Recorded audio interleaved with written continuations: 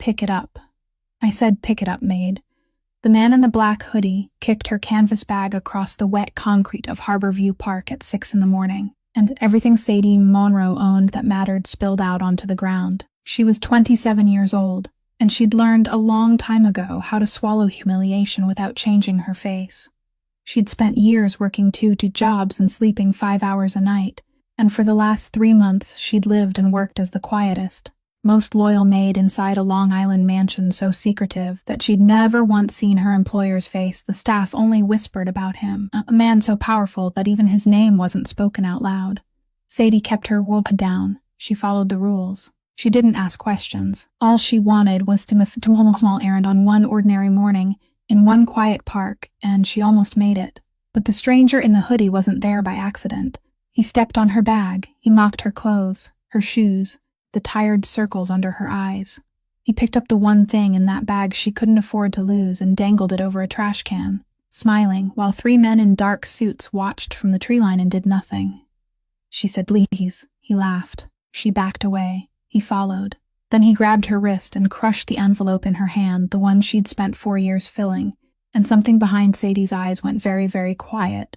She asked him, one last time, in a voice so calm it should have warned him to let go. He didn't. So the maid planted her left foot forward, her right foot back, and threw one clean right cross that dropped a grown man twice her size flat onto the concrete in 5 seconds in front of his own bodyguards, who didn't move because none of them could believe what they'd just seen. Neither could he. He lay there, tasting blood for the first time in 25 years, staring up at housemaid standing over him with perfect fighting form, and that's when he realized he'd made a terrible mistake. Because this quiet, invisible woman was carrying a secret nobody in that mansion knew, nobody in that park knew, and nobody watching right now would ever guess. And here's the part that'll keep you up at night. The man she'd just knocked down was carrying an even bigger one. He had no idea who he'd just cornered. She had no idea who she'd just punched. And the answer to both questions is about to change everything. This is the story of a loyal maid, a merciless boss, and the one punch that shocked everyone, including the 2 of them.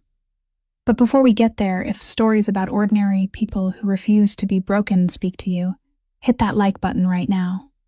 Share this with someone who's ever been underestimated. And subscribe, because you truly don't want to miss what this punch sets in motion.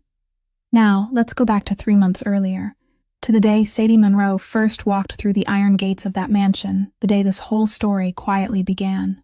On the first morning of March, Sadie Monroe stood before the nearly 13-foot iron gates of the Falcone estate on Long Island's Gold Coast. One hand gripping the canvas bag that held everything she owned, and she had the distinct feeling those gates hadn't been built to welcome anyone. 2 days earlier, inside the cramped Manhattan office of a domestic staffing agency, a woman in a gray suit had slid a contract across the desk and lowered her voice, as though the room itself might be listening, explaining that this was a special position, that the salaries was 3 times what other households paid, that room and board were included, and that there were only 3 rules. Never enter the East Wing. Never ask questions. Never tell anyone outside the estate what she saw inside. Sadie had stared at the number printed on the contract long enough, liar for the calculation she had made every night for the past 4 years. The calculation of a small apartment that met the required standards, of a hearing, of a promise she still hadn't finished keeping, and then she signed her name in straight, careful letters. The woman in the gray suit didn't wish her luck. She only said, "Don't try to find out who he is. Everyone before you tried, and they don't work there anymore." That morning, Sadie had returned the key to the cramped rooming house in Queens where 4 people shared a single bathroom, tucked the refunded security deposit into a familiar envelope, and carried away exactly 1 canvas bag and 1 cardboard box tied with string. The iron gates opened without a sound, so smoothly that a chill passed through her, and the white gravel drive led her between 2 rows of dark pine trees toward a 3-story gray stone mansion, standing silent and still like a sleeping fortress. Mrs. Doyle waited for her at the side entrance, a woman in her 60s with a ring of keys hanging from her waist and eyes that had learned to see nothing except dirt. She led Sadie through corridors so cold that each breath seemed almost ready to linger in the air, where the scent of polished walnut mingled with the fragrance of white lilies arranged in vases, whose flowers never seemed to wilt, and where the soles of Sadie's shoes struck the marble floor with an unsettling echo, as though the house were counting every step she took. The rules were repeated exactly 3 times during the tour. Each time, Mrs. Doyle stopped for the eastern corridor, where a wine-colored velvet curtain concealed a pair of wooden doors, and each time she spoke the same sentence in the same level voice. This area is outside your duties, even if you hear someone calling from inside, even if the doors are already open. Sadie nodded and didn't ask why. She was accustomed to not asking questions. On the ground floor of the servants' quarters, Mrs. Doyle showed her the small room at the end of the hall, furnished with a narrow bed, a wooden wardrobe, and a window overlooking a rose garden trimmed so severely that not a single branch seemed brave enough to grow out of line. Then she spoke the only words that carried any human warmth all morning. "Dinner is at 6 o'clock. Do your work well here, and no one will bother you." That afternoon, Sadie received a charcoal gray uniform, learned the location of every room she was permitted to clean, and noticed something strange. In a house with 18 bedrooms, there wasn't a single family photograph on display, not one frame, not one human face, only dark European landscapes and enormous mirrors reflecting empty corridors. The elderly gardener remained bent over the rose beds and didn't look up when she passed. The head cook spoke only in brief, practical sentences, and every member of the staff shared one habit Sadie noticed before the end of her first day. No one looked toward the east wing for more than a second.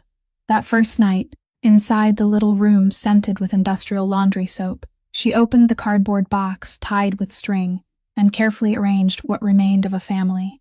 She placed an old framed photograph of 4 people standing before a glass door decorated with a small boxing glove beneath her pillow, turning the picture face down, and then she arranged her clothes in the wardrobe the way she had arranged everything since childhood, both sides balanced, the center firm, her clothes divided evenly between 2 compartments, her shoes aligned perfectly down the middle, as though keeping everything in the proper fighting stance might prevent life from knocking her down one more time. At the bottom of the box lay an old bundle wrapped in oilcloth. She didn't open it. She only rested her hand on it for a long while, listening as her heartbeat gradually slowed, then tied the string again and pushed the bundle as far beneath the bed as it would go. In that very moment, she knew it couldn't remain there. This house had too many eyes, too many rules, and there were parts of her life that this place could never be allowed to touch. Tomorrow morning, she would find somewhere else to hide it, somewhere known only to her. She turned off the light and lay down on the unfamiliar bed, and in the darkness, so still that she could hear the distant whisper of pine trees, Sadie Monroe had no idea that somewhere above those marble corridors, inside a room no one was permitted to enter, a man had already finished reading her file before she ever stepped through the iron gates, and he had made a habit of trusting no one who entered his home. 3 months passed inside the Falcone estate, the way time passes in an empty church, slowly, silently, and always with the feeling that someone was watching from above. Sadie learned the rhythm of the house more quickly than she had expected, because that rhythm had been built around a man she had never seen. The master of the estate existed within those walls the way a storm existed in a weather report. No one ever witnessed it with their own eyes, yet everyone prepared for its arrival. Some mornings, while polishing the second-floor corridor, she would hear his voice carrying through the closed doors of the study, a deep, measured voice that never rose, the voice of a man who didn't need to speak loudly because the entire world had already learned to fall silent and listen. And she noticed that the men in suits who emerged from that room always looked paler than they had when they entered. Some afternoons, while cleaning the library, she would find a pair of black leather gloves on the walnut desk, still warm from human hands and arranged neatly beside an empty coffee cup, as though their owner had left only 30 seconds earlier. She never touched those gloves. She cleaned around them with the same care she might have used when wiping around a knife. Only once did she see him, or at least the closest thing to him the servant in that house were permitted to see. A tall, broad silhouette stood behind the frosted glass of the orchid conservatory. Motionless for a long time, in the gray light of a rainy afternoon, his shoulders wide-spread and straight, as though they had been carved from the same gray stone used to build the mansion. Then the figure turned away and disappeared into the depths of the corridor, before she had time to lower her head. The servants whispered about him in the kitchen, fragments of stories that always broke off whenever footsteps approached. They said that even business associates who came to sign contracts were allowed to speak only through his representative, that a maid the previous year had been dismissed merely for lingering too long outside the study door, that a silver-haired man named Richie was the only person permitted to enter every room without knocking, and that no matter what anyone heard, no matter how unbearable their curiosity became, they must never step beyond the wine-colored velvet curtain in the east wing. Sadie listened to everything and offered not a single word. She worked the way she had taught herself to work at 17, head lowered, always punctual, so flawless that she became invisible. The marble floors she cleaned shone more brightly than the others. The white lilies whose water she changed remained fresh longer than those in the other rooms. It was that quiet perfection that persuaded Mrs. Doyle, after 6 weeks, to begin assigning her to the higher floors, to corridors closer to the silent heart of the house. Night after night, inside the small room at the end of the servants' hall, Sadie sat cross-legged on the bed with an old envelope worn soft at the corners, counting each bill beneath the glow of the desk lamp and writing the new total in a frayed notebook. The numbers rose a little with every paycheck, slowly, like a climber pulling herself up a mountain with only her fingertips, and each time she closed the notebook, she looked through the dark window toward the distant lights across the bay, where there was a room inside a building for which she was paying 1 hour of hope at a time. She never kept the envelope in her room for more than one night after payday, because this house had taught her a new instinct, the feeling that the walls had eyes, that every corridor remembered the sound of her footsteps, and that privacy here was nothing more than a door no one had opened yet. Then, one night near the end of May, when she was called upstairs to clean the second-floor parlor again, because guests were expected the following day, Sadie took a shortcut through the eastern corridor to save herself 10 steps, and she heard it, singing, thin, trembling, and old, like music coming from a phonograph whose needle had been worn smooth. The voice of a very old woman sing a lullaby in a foreign language as soft as velvet. Drifting from behind the double wooden doors, beyond the wine-colored curtain, Sadie froze in the middle of the corridor, the mop still in her hand, and for one moment that seemed to last an entire heartbeat, the curious child inside her, the child who had died long ago along with so many other things, suddenly lifted her head and took one step toward the curtain. Then Sadie stopped. Never enter the east wing. Never ask questions. Never tell anyone. She stood back and he turns around and took the longer route, adding more than 40 steps to her walk, her heart pounding like a drum inside her chest. That fragile song followed her through the dark corridor and found its way into her sleep that night. She had obeyed the rules. What she didn't know was that in the corner of the ceiling, a small black glass eye had recorded everything. The moment she stopped, the step that had nearly broken the rule, and all 3 steps she had taken backward.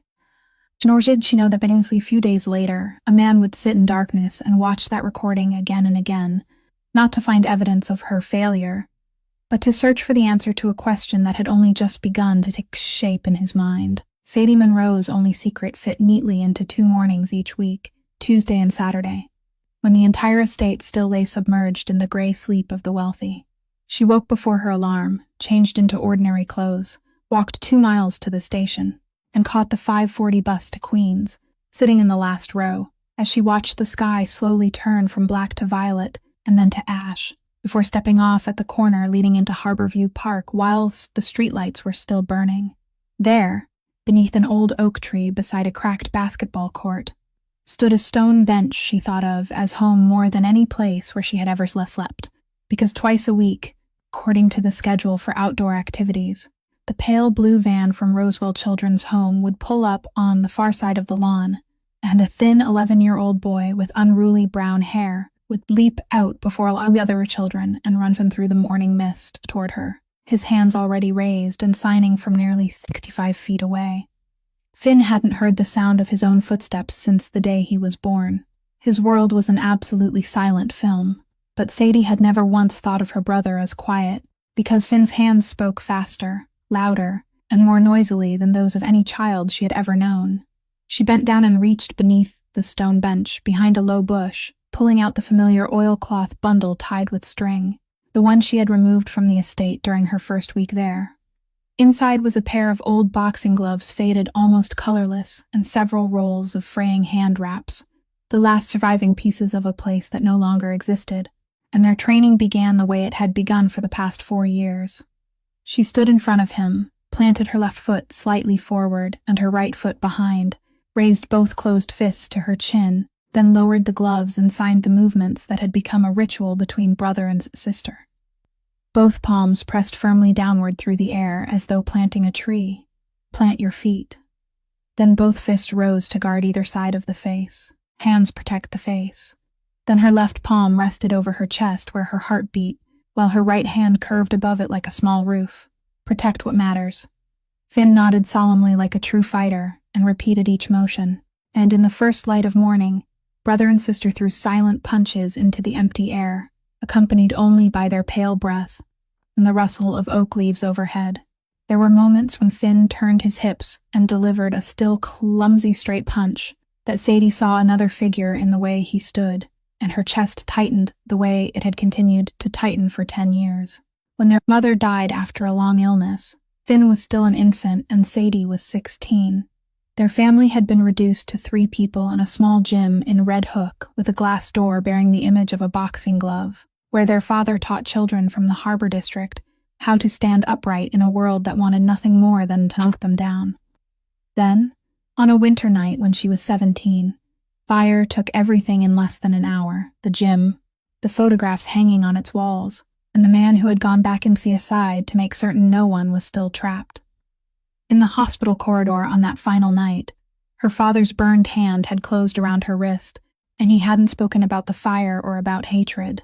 He had whispered only one thing: "Promise me these hands will never be raised in anger, only to protect and take care of your brother." She had been 17, still a minor under New York state law, unable to become the legal guardian of an infant, and she had stood frozen in the courthouse corridor as someone carried Finn away into the foster care system, making a second promise to herself. 4 years earlier, when her income finally reached the minimum required by law, she had formally filed for guardianship, and from that moment on, once every month, she handed an envelope that grew a little thicker each time to Dana Whitmore, the woman responsible for Finn's case at Roswell, a salt and pepper-haired woman who always accepted the envelope with both hands and carefully recorded a receipt for every cent. Money for advanced sign language classes, money for regular hearing examinations, money for a future being built one brick at a time. That Saturday morning, when their training ended and the pale blue van flashed its lights to call the children back, Finn didn't run away at once as he usually did. He stood before her, touched his index finger to his left palm and pointed toward her, brought both hands together to form the shape of a roof, then pointed to himself, slowly and clearly, what motion at a time. "When can I come home and live with you?" Sadie knelt on the wet grass until her eyes were level with his, and she did what she had done for the past 4 years. Her loosely closed hands rotated forward, and then her thumb touched her chest. Soon, Finn studied that sign longer than he ever had before. Then he nodded, smiled the kind of smile that could break a person's heart into 1,000 tiny pieces, threw his arms around her for 2 seconds, and ran back toward the van. Sadie remained alone on the stone bench long after the vehicle had disappeared behind the trees, wrapping the gloves in oilcloth and hiding them once again behind the bush. She had no idea that nearly 1,000 feet away, behind the darkened glass of a black car that had been parked there since before sunrise, a camera lens had just been lowered, and the man holding it had sat motionless for an entire hour, replaying in his mind the strange movements of her hands. That same Saturday morning, 12 miles from Harborview Park toward the waterfront, a convoy of unmarked federal vehicles had quietly sealed off both ends of Pier Number 9 in Red Hook without sounding a single siren, and by noon the news had climbed every rung of power until it was placed on the walnut table inside the sealed conference room of the Falcone estate, where men in dark suits sat around Dario Falcone in a silently thick cigar smoke and fear. On paper, the Falcone family was a corporation clean down to the last comma, a port stevedoring company, 2 construction firms, a logistics chain, impeccably dressed attorneys, and flawless tax returns. But the shipment intercepted that morning had never appeared on any tax return, and this was already the second time. The first had happened in the middle of winter, when most of the men seated around that table still believed it was nothing more than bad luck. No one believed in bad luck the second time. Dario sat at the head of the table and said nothing for the first 20 minutes, merely turning the silver ring on his finger with slow precision while he listened to every report, and the men beneath him had learned long ago that his silence was more terrifying than the shouting of any other crime lord on the East Coast. To his right, in the chair that had belonged to him for 20 years, Aldo Ricci sat with the manner of an elderly father presiding over his family, his silver hair combed straight back, his gentle eyes behind gold-rimmed glasses. A man who had served Dario's father before he ever served Dario. A man who still poured the wine for everyone at the table, with the humble familiarity of a habit no one noticed anymore. When every theory about an informant at the docks, about the drivers, about the accountants had been cut apart and examined to exhaustion, it was Aldo who cleared his throat softly and spoke in the calm voice of a man who wanted only what was best for the family. Perhaps, he said, they were searching for the rat in the field when it was already inside the house. The information concerning both shipments had never traveled beyond these walls, and as far as he remembered, there had been only one new face in the house lately. The room fell silent. Grant Pierce, the estate's head of security, a broad-shouldered former soldier with a jaw that looked carved by an axe, opened his leather case and placed a gray file on the table. Inside it, 3 months of the life of a maid named Sadie Monroe had been taken apart into distant photographs and cold lines of observation, and each item was read aloud before the entire gathering, like another bullet being loaded into a chamber. She left the estate on a fixed schedule before dawn, every Tuesdays and Saturday, always taking the same bus, always traveling to the same destination. The kind of rigid timing Pierce described plainly as more like a regular contact schedule than the habit of a household servant. She possessed a cheap prepaid phone that wasn't registered to anyone, the kind that could be bought with cash in any convenience store, the kind that, in Pierce's experience, existed for only one reason, so it couldn't be traced. Photographs taken through a long-range lens showed her standing in the middle of Harborview Park, performing complex sequences of hand movements, quick, systematic, and repeated according to a pattern, with an unidentified boy who was delivered there on a schedule by a van. Pierce described it with the exact 3 words that made every man at the table go rigid. Coded communication signals. An unidentified middle-aged woman with salt and pepper hair received a thick envelope from her after every payday, as regularly as an installment payment, and wrote something down after each exchange. A bundle was carefully hidden beneath a stone bench behind a bush, removed and buried again after every morning meeting, and none of Pierce's men had dared approach it for inspection because they feared alerting her. Then came the final photograph, the one that made several men around the table curse aloud. A sheet of paper had been discovered during a routine inspection of the staff rooms, drawn by hand in colored pencil, crude but unmistakable, showing a large building with iron gates, rows of trees, and marked windows. Something Pierce laid in the center of the table, and identified as a hand-drawn map of the estate hidden in her bedroom. Every head around the table turned toward Dario, waiting for a nod. The nod that in their world meant that Maid would disappear without a trace before the new week began. And Aldo Ricci removed his gold-rimmed glasses and polished them slowly, before adding a final remark as lightly as if he were placing a piece on a chessboard. The Verano family had planted someone the same way 10 years earlier, a nurse. Surely they remembered. They always chose the ones who looked the most harmless. But Dario Falcone didn't nod. He pulled the file toward him and turned through every photograph with an expressionless face, pausing longest over the image of the hands moving through the air, belonging to a woman whose face he had never seen even though she had lived beneath his roof for 3 months. Then he closed the file, rose to his feet, and spoke the only words he uttered during the entire meeting. "No one touches her until I say otherwise." In 20 years of surviving at the summit of the underworld, he had learned that perfect evidence was often the most suspicious kind, and that if there truly was a rat inside his house, he intended to set the trap with his own hands. The night after the meeting, Dario Falcone assigned the surveillance to no one, and the decision made even Grant Pierce freeze for a second, before lowering his head and accepting the order to stay out of it.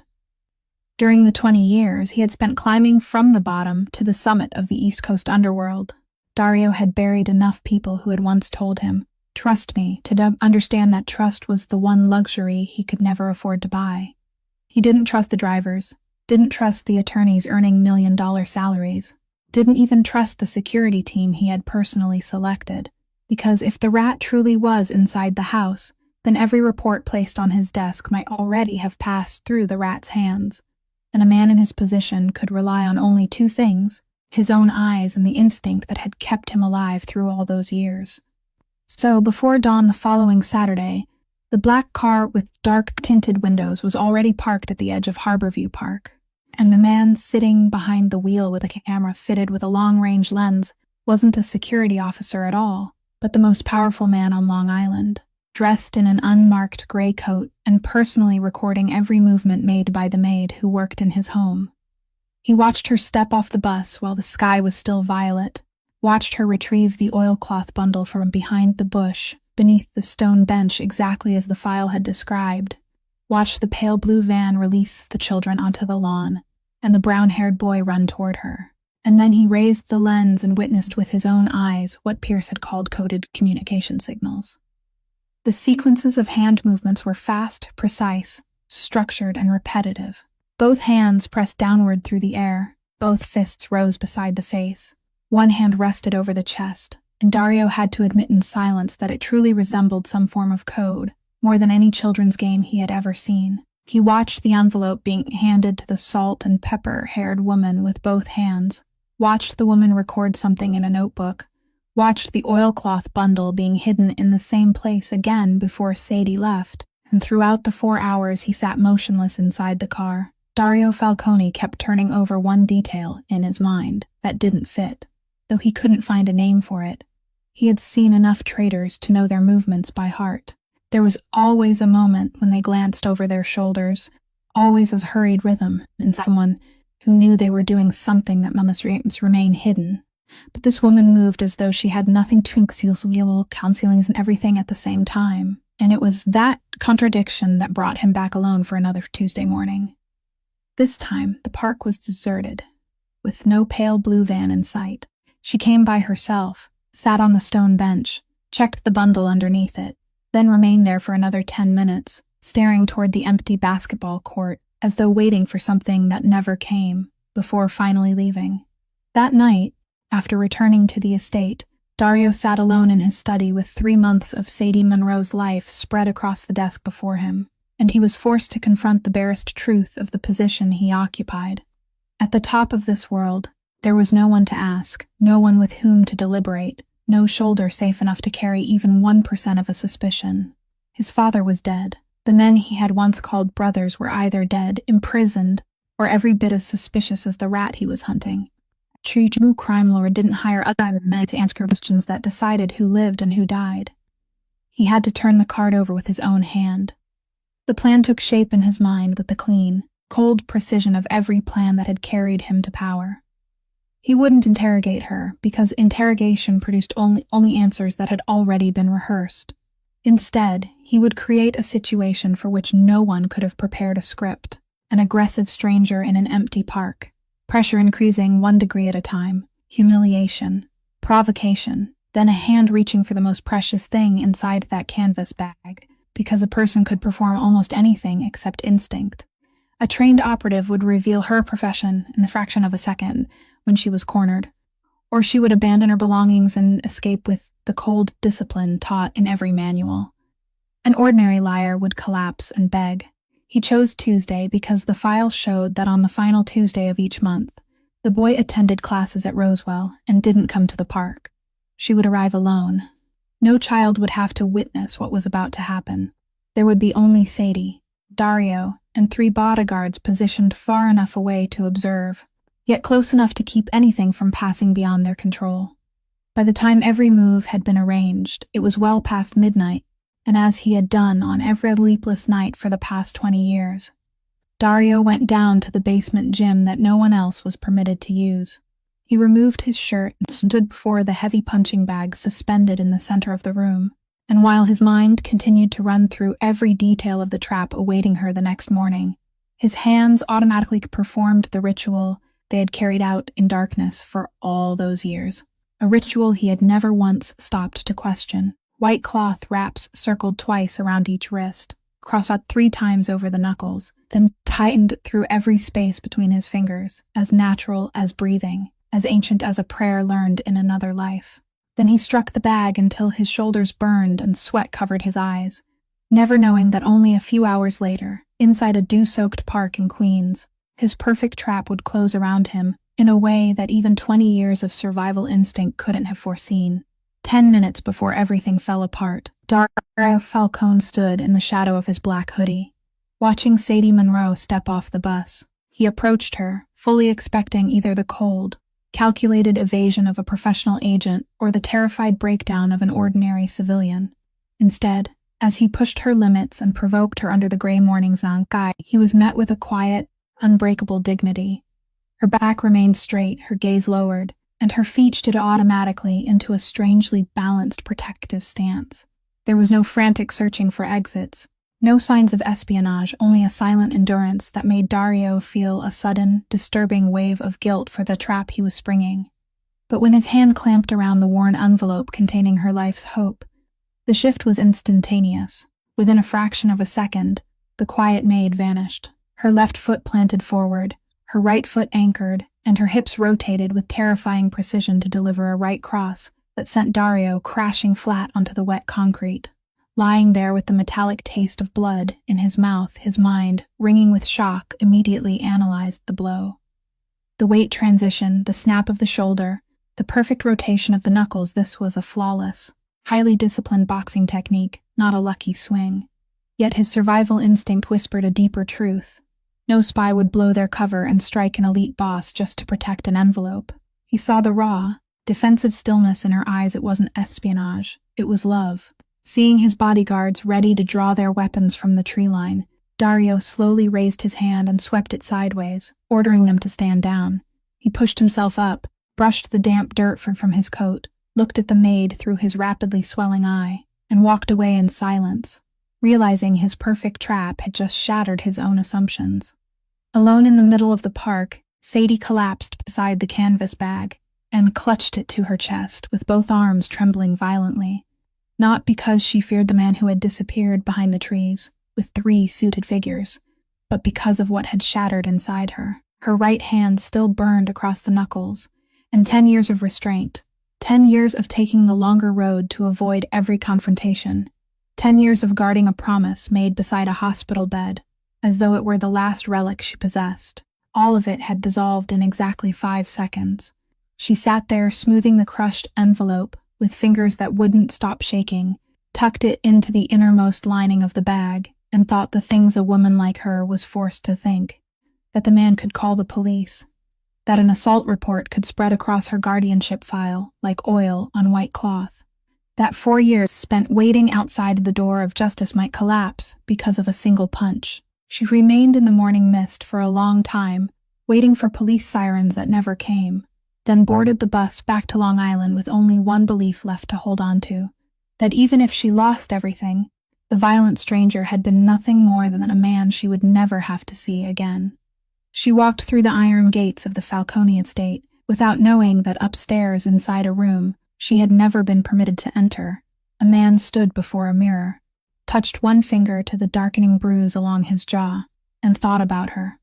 The following morning, while Sadie was cleaning the row of ground-floor windows with hands that still felt stiff after a sleepless night, Mrs. Doyle appeared at the far end of the corridor, wearing the bloodless expression of someone who had just received an order unlike anything she had heard in all her years of service there, and she managed only 6 words in a voice struggling not to tremble. "Master wants you." The east wing, Sadie placed the cleaning cloth on the windowsill, removed her apron, folded it into a perfect square, and during the endless walk through the marble corridors toward the wine-colored velvet curtain, she reviewed every possibility in her mind as though calling the names of ghosts. She had been seen in the park. She had been reported to the police. She was about to lose her job. Every possibility ended with the same image that tightened painfully around her chest, Finn's face behind the window of the van. A bodyguard drew the curtain aside, and the double wooden doors opened onto another corridor, shorter and darker than the first, leading to a study where heavy drape filtered the morning light into a thin shade of gray. Sadie entered and stopped at the proper distance expected of a servant, her eyes lowered toward the carpet by habit, until a voice came from behind the massive wooden desk. "Look at me." She raised her head, and the world stopped. The man seated behind the desk wore a black shirt with the sleeves rolled to his elbows, and along the left side of his angular jaw lay a dark purple bruise, already turning yellow at the edges, the exact shape, the exact position, the exact angle of impact of the right-handed straight punch she had felt through every knuckle 24 hours earlier. For 2 seconds, then 3, she didn't breathe. The stranger in the park. The master whose face no one ever saw. They were the same man. The room suddenly felt impossibly small and immeasurably far away at once, and the only thought still moving through her mind was as cold and clear as words written across glass. "I won't leave this room alive if I give the wrong answer." He didn't rise or introduce himself. He merely watched her with eyes that revealed nothing, then lightly pushed a gray file across the surface of the desk toward her and spoke in the deep, measured voice that was more frightening than any shout. Open it, she did. 3 months of her life lay inside in the form of distant photographs. Sadie and Finn beneath the oak tree, their hands moving through the air, the envelope in Dana Whitmore's hands, the oilcloth bundle beneath the stone bench, the prepaid phone on the table beside Sadie's bed, and on top of everything, Finn's colored pencil of a large house with iron gates and crudely shaded windows. "Who pays you?" he asked without raising his voice. "How much are the Veranos paying you to draw a map of my house, report our schedules through coded signals, and transfer money through that woman?" Sadie looked down at the file, then directly into his eyes, and what made Dario Falcone clench one hand beneath the desk was that she didn't collapse, didn't fall to her knees, didn't burst into tears. She merely straightened a little more, like someone who had stood before too many desks where strangers decided the course of her life, and began speaking slowly and clearly without one unnecessary word. "Those aren't coded signals. That's American Sign Language. My brother was born deaf. He has never heard a single sound, not even his own name. Our hands are the only way I can tell him he still has someone in this world." She turned to the photograph of the envelope. "This woman is Dana Whitmore. She handles my brother's case at Roswell Children's Home. The envelope contains money for sign language classes and hearing examinations. She writes a receipt for every cent. You can check Roswell's records." She turned to the colored pencil drawing, and for the first time her voice faltered by half a beat. "And this isn't in a map. My brother drew it after I told him the place where I work has tall iron gates and a rose garden. He asked which window belonged to my room. I pointed to one at random, and he colored that one darker than all the others. Look at it." The darkest window. Dario looked, and just as she had said, a small window in one corner of the building had been colored so heavily in yellow that the pencil had nearly torn through the paper, with a crooked, smiling face beside it. The room remained silent for a long time, the kind of silence Sadie understood as a scale, tipping back and forth between the two possible directions of her life. Then Dario closed the file, lifted the telephone on his desk, and spoke a few brief sentences to someone on the other end. Throughout that night, the machinery of the Falcone family quietly verified every word the maid had spoken. Medical records confirming congenital deafness in a boy named Monroe. Dana Whitmore's handwritten receipt ledger, matching every last cent to each of Sadie's pay periods. Roswell's outdoor activity schedule aligning precisely with Tuesday and Saturday mornings. And the prepaid phone containing only one contact, the main telephone number of the children's home. The next morning, Sadie was summoned again, and Dario Falcone stood beside the window with his back to her, looking down at the rose garden for a long while before speaking. He offered no apology and gave no explanation for what had happened in the park. He issued only an order that left both Mrs. Doyle and Grant Pierce frozen when they later heard it. "Beginning today, you will no longer clean the floors. You will work in the East Wing under my direct supervision."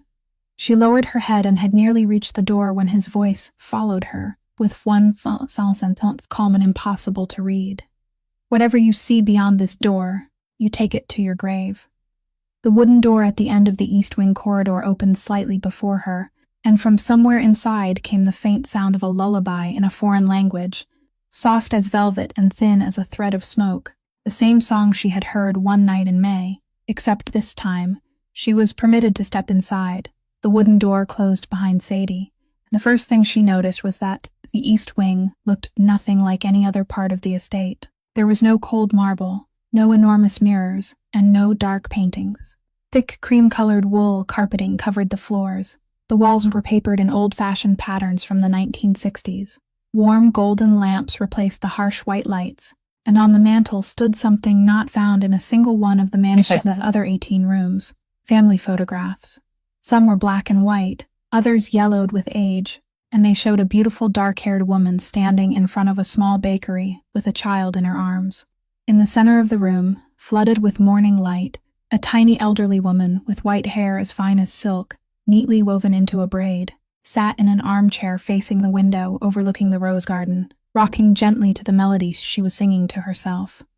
It was the same fragile Italian lullaby that had found its way into Sadie's sleep one night in May. When Dario walked past her and approached the armchair, the old woman looked up, her wrinkled face lighting with the wonder of a child. She stretched both hands toward him and called him by a name that wasn't his, a name Sadie would later learn had belonged to his father, who had been buried for 20 years.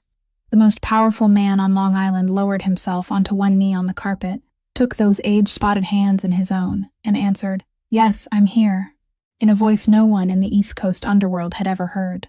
She was Nonna Bianca, 84 years old, the woman who had raised Dario, and her memory was leaving her one piece at a time, like plaster peeling from an old wall. Some days she was lucid and asked about the rose garden. On other days, she lived entirely inside another decade, calling for people who had died and waiting for trains that no longer ran. That afternoon, while the two private nurses explained Bianca's medication schedule and daily habits to Sadie, Dario stood beside the window and offered her the closest thing to a confession he was capable of giving.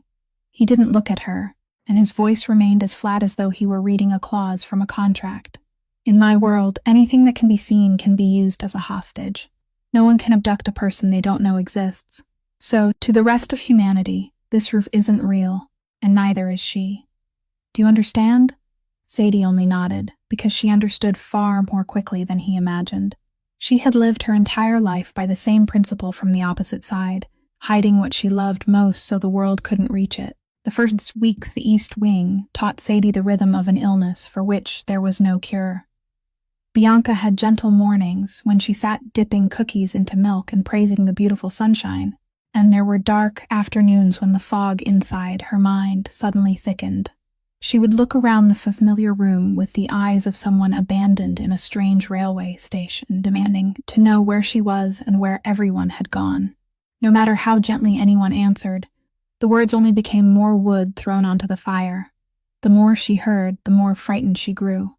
Her thin hands clutched at the edge of her cardigan, and her breathing quickened into dry, broken sobs while the two nurses consulted each other about a sedative.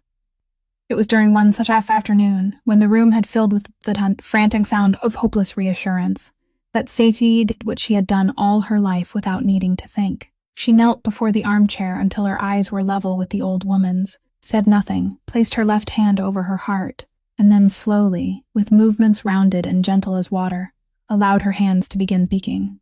I'm here. You're safe. No one has left you behind." Bianca couldn't possibly understand the meaning of the signs, but meaning, as it turned out, had never been what mattered. What mattered was the silence, the steady eyes that didn't look away, the two hands moving slowly with the rhythm of a small dance created for her alone. In the middle of the storm inside her mind, Nonna Bianca clung to those movements as though they were a lifeline. Her breathing gradually slowed. Her fingers released the edge of her cardigan, and she sat quietly watching the maid's hands dance until her eyelids grew heavy, and she drifted peacefully to sleep like a child, without needing a single drop of sedative. The two nurses stared at each other, unable to speak, and no one in the room noticed that Dario Falcone had been standing for some time in the partly open doorway. He remained motionless, watching the woman whom his family council had wanted, eliminated only the week before kneeling on the wool carpet, using the language she had learned for her deaf brother, to soothe the grandmother he had hidden from the entire world. On the face of a man who never revealed anything, something shifted almost imperceptibly, like a rusted hinge beginning to turn after many years. He didn't enter or speak. He only stepped backward into the shadows of the corridor, and remained there long after the room had fallen silent because, inside the mind of the most suspicious man on the East Coast, a new question had begun to take shape, one more dangerous than any question about spies or informants.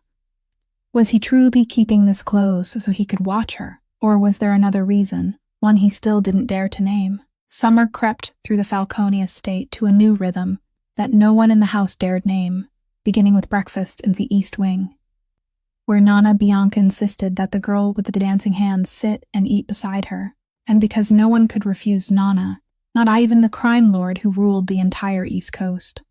Those mornings gradually became a strange ritual shared by three people around a small table covered with a lace cloth.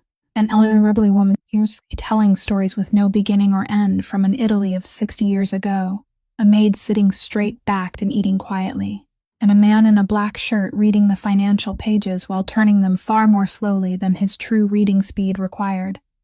Sadie and Dario scarcely spoke to each other.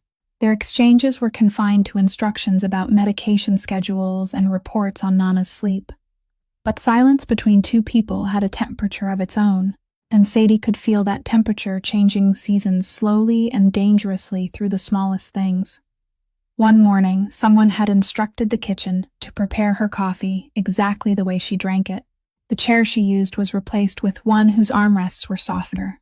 And only once, in the middle of breakfast, without lifting his eyes from the newspaper, he asked a blunt question as though it had been lodged in his throat for weeks. "Your hands, who taught you?" Sadie held her spoons motionless in the air for exactly half a second, then answered with only 2 words. "My father." He asked nothing more and merely turned to the next page, but she saw his fingers remain still on the edge of the paper for longer than a breath. It was in moments like those that Sadie had to remind herself of what her survival instinct screamed every night, that the tenderness slipping into those mornings belonged to a man who could raise her from the earth with a single telephone call, that she had seen pale-faced men emerge from his study, had witnessed the sweep of his hand in the park, and that standing close to a fire like his for warmth was a game people like her could never afford to lose. Meanwhile, in Queens, inexplicable things began happening at Roswell Children's Home. An anonymous donation passed through 3 layers of charitable foundations, arrived in an amount large enough to make Dana Witcherton figure through 3 times, enough to repair the entire heating system before winter, hire another full-time sign language teacher, and purchase a new generation of hearing equipment for the classroom.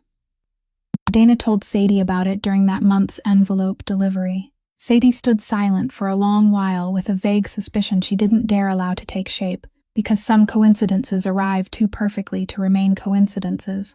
But she didn't ask. At the Falcone estate, people didn't ask questions, and some gifts disappeared the moment they were called by their true name. Then, early one Saturday morning in August, the black car with dark-tinted windows appeared once more at the edge of Harborview Park. But this time there was no camera lens. Only Dario Falcone sitting behind the wheel and watching the Monroe siblings train beneath the oak tree from a distance, telling himself he had come to conduct a routine security check, a lie even he couldn't be bothered to believe. He remained there as the thin boy practiced the turning movement over and over, his rear foot grinding into the ground as an anchor, his heel rotating with his hip, his shoulder following through a short, clean arc, until a strange sensation crawled along Dario's spine like a cold finger.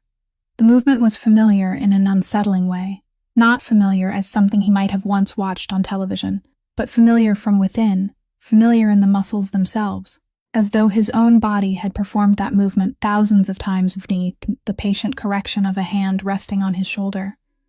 He left the park earlier than he had intended that day and drove faster than necessary, carrying the uneasy feeling of a man who had heard someone call his true name in Northern City. That night, as on every night when sleep refused to come, he went down to the basement, removed his shirt, stood before the heavy bag, and picked up the roll of white cloth. But for the first time in 25 years, his hand stopped halfway through the first wrap. He looked down and truly saw the way he was doing it, twice around the wrist, 3 times crossing over the knuckles, tightened through every space between the fingers, a precise and elaborate sequence, unlike the way anyone else he had ever known wrapped their hands, and the question he had avoided for his entire life began crawling out of the darkness. Where did I learn this?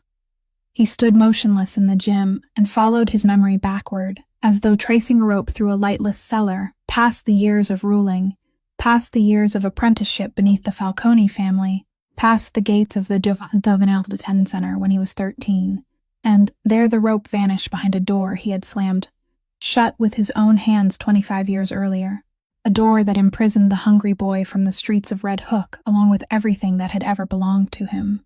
Dario Falcone, a man who had never hesitated before any door in the world, stood in the brightly lit basement of an estate worth $40 million, and realized that the only door he didn't dare open was inside his own mind.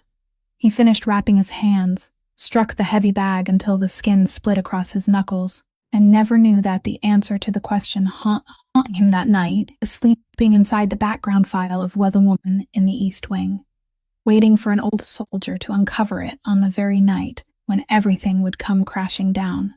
September arrived with 3 jaws tightening around the Falcone empire from 3 different directions, and the first bore a federal seal.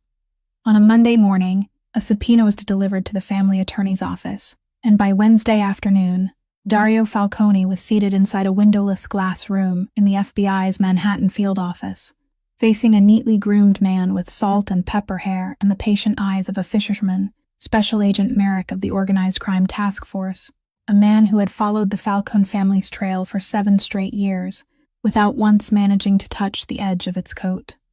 Merrick didn't ask many questions. He merely pushed 2 photographs across the table, each showing a doc sealed off several months apart, then leaned back and spoke in an almost friendly voice. 2 shipments, the same procedure, the same precision in timing. Mr. Falcone, I've been doing this long enough to know when I'm lucky and when I have a friend on the other side, and my friend is very close to you.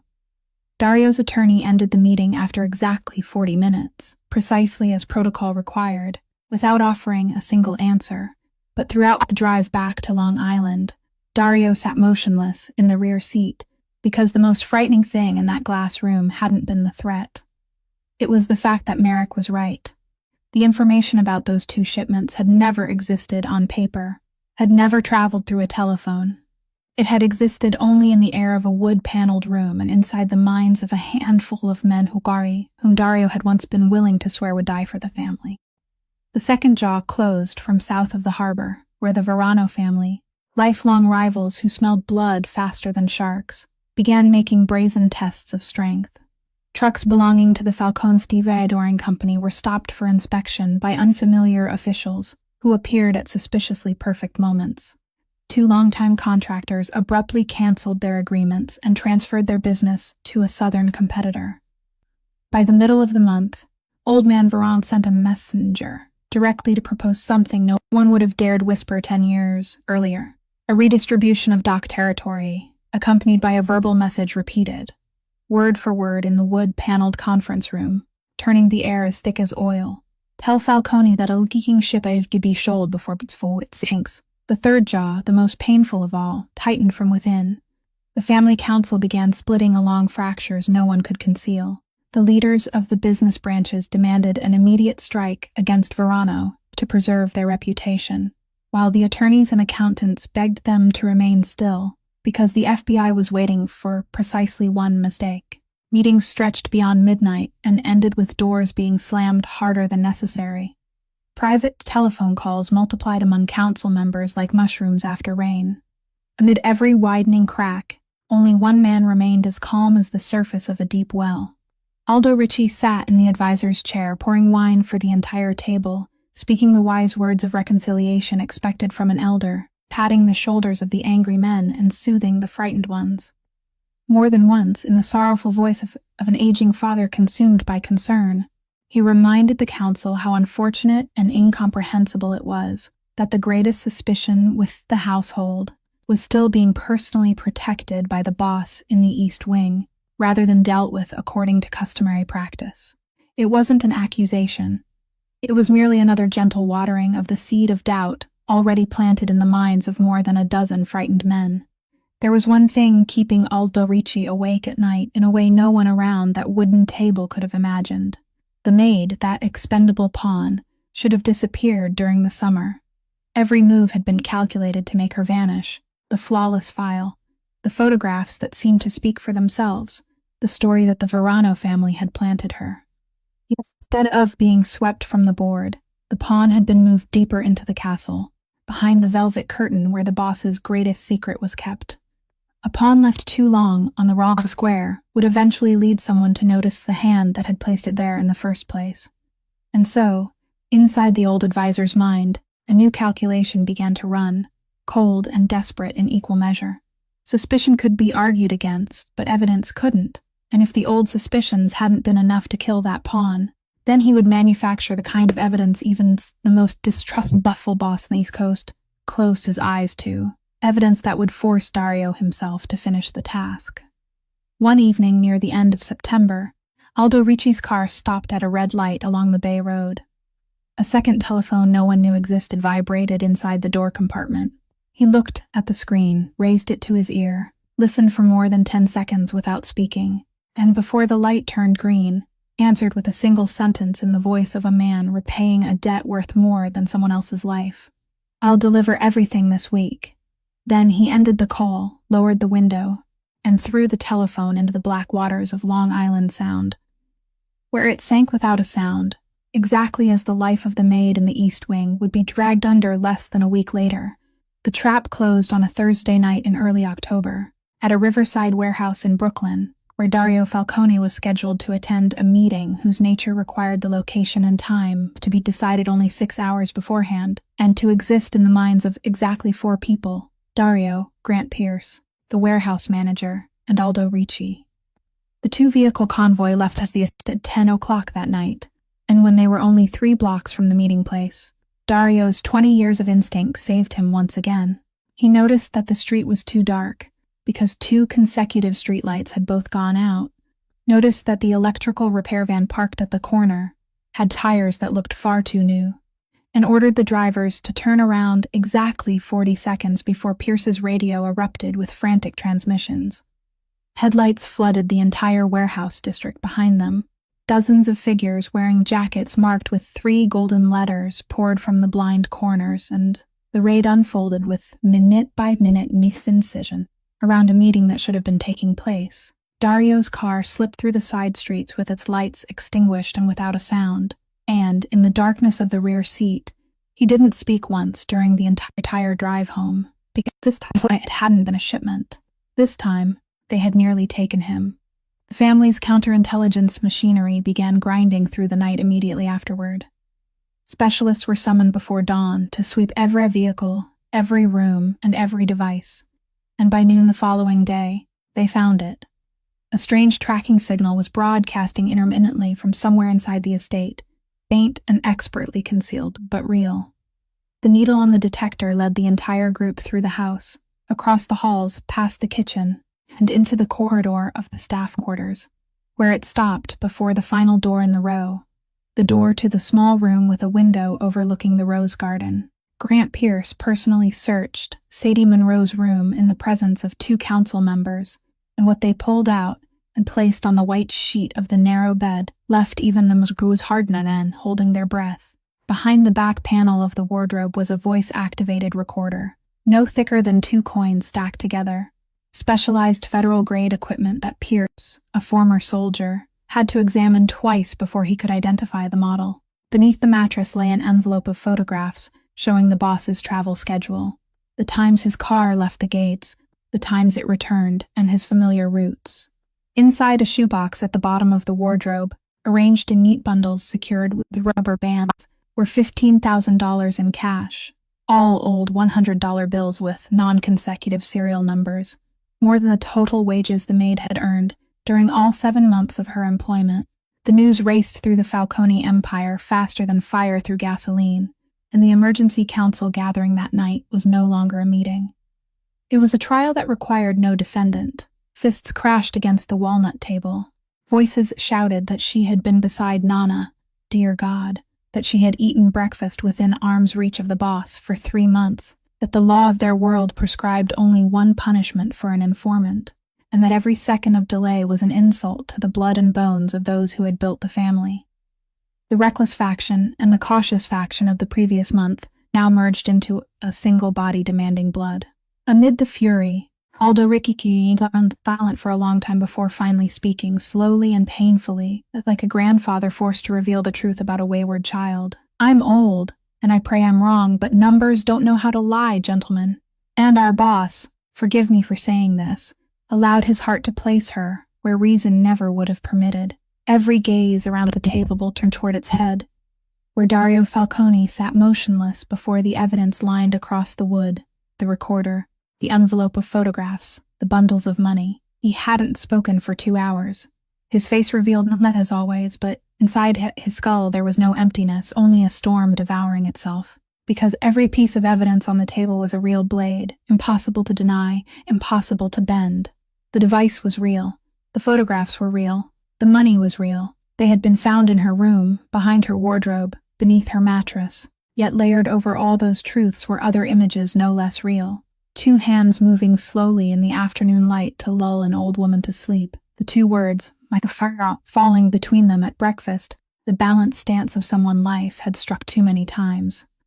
Dario Falcone, a man who had spent his entire life trusting only his own eyes, discovered for the first time that those eyes were showing him 2 truths that couldn't possibly exist together.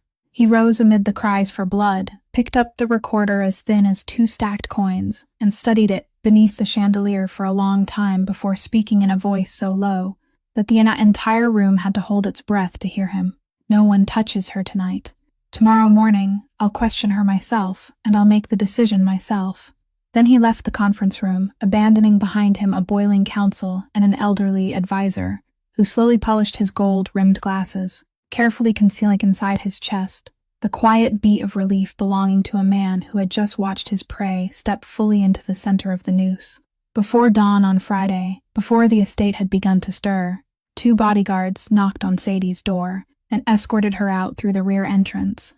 Across the rose garden still wet with dew, and down the gentle slope leading toward the bay, where the family boathouse stood alone above the gray water, a white-painted wooden building with a sitting room, a fireplace, and windows overlooking the bay, as beautiful as a postcard and as sealed as a box. She asked nothing during the entire walk, because she had seen her bed torn apart the night before, had seen faces inside the estate turn away when she passed, and anyone who had spent a lifetime living beneath other people's judgments could recognize the scent of a new sentence from far away. Dario arrived at sunrise, alone, and placed 3 things on the wooden table in the center of the room: the thin recorder, the envelope of photographs, and a bundle of cash secured with a rubber band. Then he stood by the window looking out over the bay for a long time before turning toward her, and on the face that had never revealed anything, Sadie saw a fracture she had never seen before. It wasn't anger. She knew how to brace herself against anger without falling. This was something else, something like a man holding a knife to the last piece of trust left inside him and cutting into it with his own hand. His voice was low and almost hoarse when he spoke. These were found in your room, behind your wardrobe and beneath your mattress. I stood before my counsel and protected your life with my own reputation, so tell me now. Look into my eyes and tell me it wasn't you. Only the steady sound of waves striking the wooden pilings remained in the room. Sadie looked at the 3 pieces of evidence on the table, things she had never touched in her life, then raised her eyes and looked directly into his. In that moment, 100 defenses crowded inside her chest. That she didn't know where they had come from, that someone had entered her room, that he should check for fingerprints. But every one of those words died before reaching her lips, because she suddenly understood something more painful than any sentence. If this man needed her to say the words before he could believe her, then every morning in the East Wing, every cup of coffee prepared exactly the way she liked it, every silence that had slowly grown warmer between them over the past 3 months had never been real. She answered in a voice so calm that the calm itself trembled on the final sound. If 3 months haven't been enough for you to know the answer, then nothing I say now will matter. He stared at her for a long time, and for 1 second, exactly 1 second, his hand lifted from the arm of the chair as though he meant to reach toward her. Then 20 years of lessons in survival crashed down and crushed that second beneath their weight. Lessons written the blood of his father and of brothers who had died because they trusted the wrong face. Lessons that taught only one truth: that trust was how people died. Dario Falcone lowered his hand and forced out each word as though driving nails into himself. "You will remain here. You will have enough food and warmth. No one will harm you until I find the truth." Then he turned and walked toward the door, and the wooden door closed behind him with a sound so light that it hurt more than any slam could have. On Saturday morning, rain had been falling over Queens since before dawn. The pale blue Roswell van still arrived at Harborview Park as scheduled because when the children had been waiting all week, and beneath the old oak tree really shedding its leaves, Finn Monroe sat alone on the stone bench, with the hood of his yellow raincoat pulled over his head. His 2 hands were wrapped in crooked, overlapping strips of cloth, some too loose and others too tight, every part of it wrong, according to what his sister had taught him. He remained there staring through the rain toward the bus stop, sitting in the proper position with his back straight and both fists resting on his thighs, waiting in the way only children accustomed to being left behind knew how to wait. Every time an adult passed beneath the oak tree, he leaped to his feet, ran several steps, raised both hands, and asked in the only language he possessed, one index finger pointing toward the bus stop, both hands joining over his chest to form a roof, then both open palms turning upward in a circle. "Where is my sister? Where is my sister?" But the rain-soaked adults saw only a strange boy waving his hands wildly. They shook their heads, moved away from him, and pulled their own children along more quickly. Not one person in the world understood his question, until the staff member hurried over with an umbrella and guided him back toward the van, and Finn kept looking over his shoulder at the empty stone bench beneath the oak tree until the van door closed. On Monday afternoon, inside the small Roswell office, Dana Whitmore sat before a report she had already read 3 times, one finger pressed against her forehead. The periodic guardianship hearing had taken place that morning, the hearing Finn's sister had spent 4 years preparing for, and the applicant had failed to appear without explanation, without a telephone call, without an email. Under state procedure, a file whose sponsor failed to attend without justification would be transferred for review, and review, in the case of an 11-year-old deaf boy with no other relatives, meant the recommendation lying on the final page beneath Dana's hand, transferred to a residential care facility for disabled children in another state, 4 hours by car from New York. Dana Whitmore looked through the rain-blurred window, where a boy stood beneath the shelter beside the playground, the crooked hand wraps still wound around his hands because he refused to remove them, practicing over and over by himself the movement of planting his feet firmly on the ground. She didn't know that 40 miles away, inside a white boathouse on Long Island Sound, a woman stood motionless beside a window overlooking Greg water, counting every lost hour of the Saturday morning that had passed without her, and for the first time in 10 years, she no longer knew where to plant her feet so she wouldn't fall. Within the Falcone Empire, there was one man who didn't sit at the council table and whose name appeared on none of the companies, yet he had stood behind the shoulders of 2 generations of bosses for 30 years. Walt Dempsey, 60 years old, was an aging bodyguard with a silver crew cut in hands as large as shovels, the man who had once carried Dario out of a burning car when he was still a boy learning the business, and for that reason, he was the only person alive permitted to enter Dario Falcone's study without knocking. On that Sunday night, he used the privilege earned over 30 years, walked inside, placed 3 sheets of paper on the desk, and spoke in the rough voice of a man who had smoked for 40 years. "Kid, I'm old now, and I'm not afraid of losing my job, so I'm going to tell you plainly. 3 things about this case stink, and no one on that council out there is willing to smell them." He placed one thick finger on the first sheet, a copy of an internal report from the winter. "The first intercepted shipment.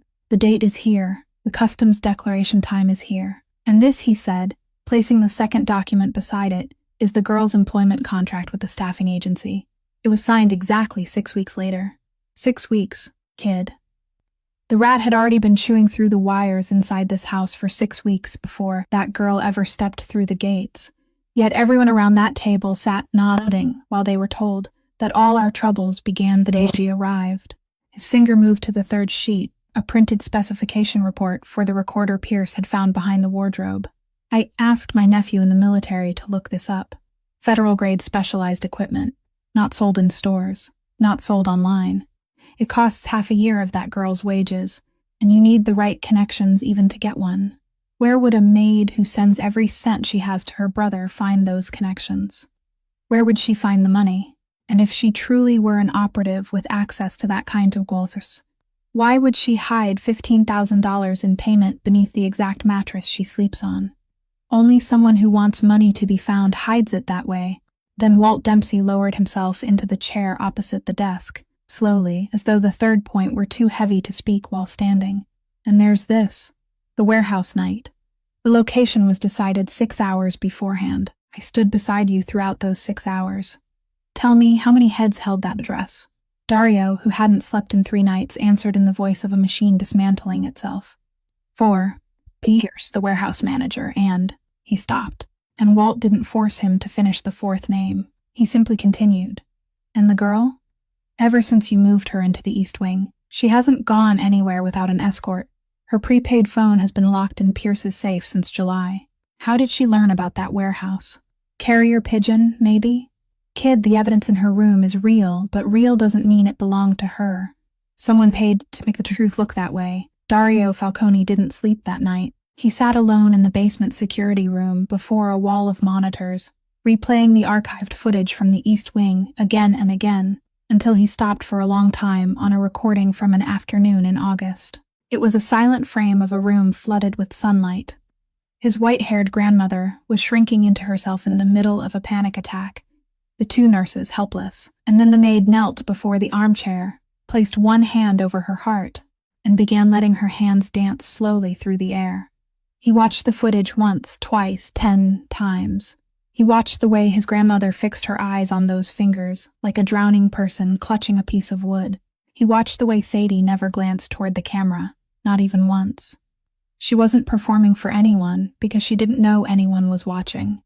A spy did everything for the lens, but this woman had been gentle in a place where she believed no one could see her, and in the middle of that sleepless, seated in the basement chair, a memory he had buried behind the door he closed at 13, broke free without permission. A skinny, starving boy at Red Hook had been dragged into a police station because someone's wallet had disappeared on a bus, simply because he was the only child in the car wearing torn clothes. An old police officer had looked at him with an expression Dario never forgot, the expression of a man who had already passed sentence before asking the first question, because the boy was poor, because he was different, because he was convenient. Dario Falcone sat upright in the darkness as that realization pierced through him like a cold blade. 3 days earlier, inside the white boathouse by the bay, he had looked at another human being with the exact same eyes as that old policeman. He had become the very world that had once crushed the boy inside him, condemning a woman because she was poor, because she was different, because she was convenient to blame. Dawn hadn't yet broken when the security room door opened without a knock. Walt Dempsey stood there wearing an expression Dario had never seen on that man of steel in 30 years, his face pale, and in his hands was an old file covered in dust, as though it had just been unearthed from some basement buried deep beneath the past. He placed it on the desk before Dario and spoke in a hoarse voice, slowly, one word at a time. I investigated the girl to clear her name, but what I found wasn't about her, kid. It was about you. He pushed the file a little closer. You need to see this, and you need to sit down first. Dario sat down, and Walt opened the dusty case in the order he had prepared. The first part meant for reason. A stack of documents the soldier had traded 3 sleepless days and 30 years of favors to gather. There were statements from an underground casino in Atlantic City, where an account identified only by the letter R had sunk deeper month after month, until the debt reached 7 figures. A handwritten statement from a retired betting broker confirming the identity of the generous and desperate elderly gambler, and a record of discreet meetings at a cafe in Bensonhurst between a silver-haired man wearing gold-rimmed glasses and a trusted figure from the Verano family. The first meeting had taken place in the middle of winter, weeks before anyone inside the estate had ever heard the name Sadie Monroe. As Dario turned each page with fingers that moved more slowly every time, Walt said, "He was in debt, kid. So deep that selling his soul still wouldn't have been enough to repay it. So he sold information, one shipment at a time, and when the stench began to rise, he needed a body to throw to the wolves. He didn't choose the girl because she looked suspicious. He chose her because she was perfect. Poor, orphaned, with no family name and no one to defend her. Who would care about a maid? That entire council swallowed his story without even chewing. Dario sat motionless before the truth that the rat hadn't been hiding in the servants' quarters.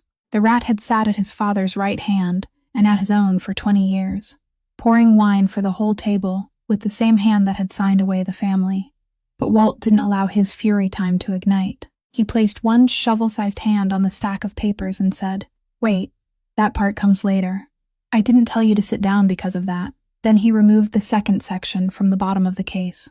It was much thinner, only a few pages. The original background file the staffing agency had kept on the woman it hired, the kind of paperwork no one bothered to read beyond the first line. Walt placed it before Dario and stopped his finger at the section marked Father. Raymond Monroe, deceased. Last occupation, owner of Monroe's Gym. Registered business address, Van Brunt Street, Red Hook, Brooklyn.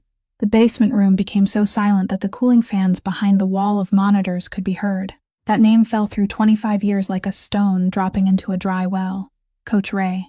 Dario's world shifted, and the door he had sealed at 13 burst open, not with the sound of breaking wood, but with a smell, old leather, sweat, and resin inside a small training room behind a glass door bearing the image of a boxing glove on Van Brunt Street. It was the winter when he was 12, and a boy named Dario, thin as kindling, stood shivering at the mouth of an alley, preparing to pick the pocket of a passerby, when a large, warm hand caught him by the back of the neck, not to drag him to the police station, but to pull him through the glass door into a pool of golden light, filled with the heavy rhythm of punching bags. A broad-shouldered man with a gentle smile pushed him onto a bench, handed him a hot sandwich, watched to devour every bite, and only then spoke in a slow, deep voice.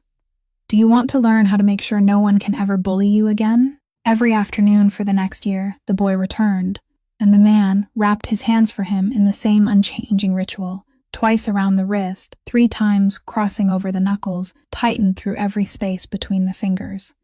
As he wrapped them, he taught the boy his first lesson and made him repeat it every day like a prayer. "Plant your feet, son. Stand firm in the earth, raise your hands, not to hurt anyone, but to protect what matters." That gym was the only place in the world where the boy from Red Hook had ever been called son, where he was fed until he was full, where a hand rested on his shoulder and patiently corrected every angle of his hips as his rear foot pivoted, until the night the police swept through the neighborhood after a warehouse robbery, and the 13-year-old boy was taken away with a group of street children. He spent 18 months juvenile detention, where he met a Falcone soldier serving time, a man who saw raw stone in the defiant boy. When the detention center gates opened, the road before him led directly into the underworld and never turned back toward Red Hook. It wasn't because he had forgotten. The higher he climbed on those blood-stained steps, the less he dared carry the face of a crime lord back to that glass door. He couldn't bear to let Coach Ray see what the hands he had once wrapped had been plunged into. Dario had kept only one thing for 25 years, the faded hand wrap Coach Ray had given him on his first day, and he had memorized that method of wrapping until it lived inside his bones. Sadie, Walt said softly into the silence, was born several years later. When you left, she either hadn't been born yet or was still an infant.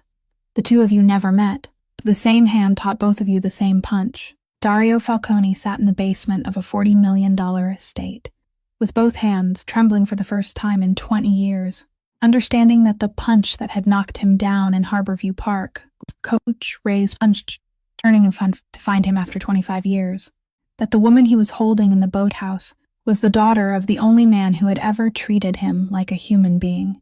The moment he opened his mouth to ask Walt about his former teacher, the old man lowered his eyes, and that look revealed the rest before any words could, that inside the dusty case there was still one compartment unopened, the compartment containing the story of a fire. Walt opened the final compartment of the case as slowly as a man lifting the lid of a coffin, and placed 2 things on the table. The first was a copy of a 10-year-old's file concerning the fire at Monroe's Gym on Van Brunt Street. The investigation had ended with only 2 words, electrical fault. The claim had never been paid because the policy had expired 3 weeks earlier. One person had died, Raymond Monroe, who passed away at the hospital after going back inside to check because he believed one of his students was still trapped.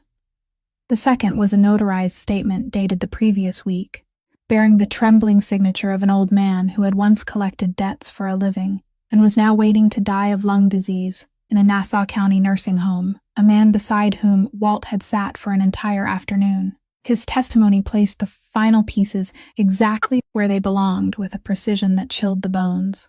More than a decade earlier, an illegal lending operation had existed in southern Brooklyn entirely outside the records of every crime family, protected by a name the collectors dared call only the advisor, a man who profited from both sides, enjoying the Falcone family's favor by day while draining the poor by night.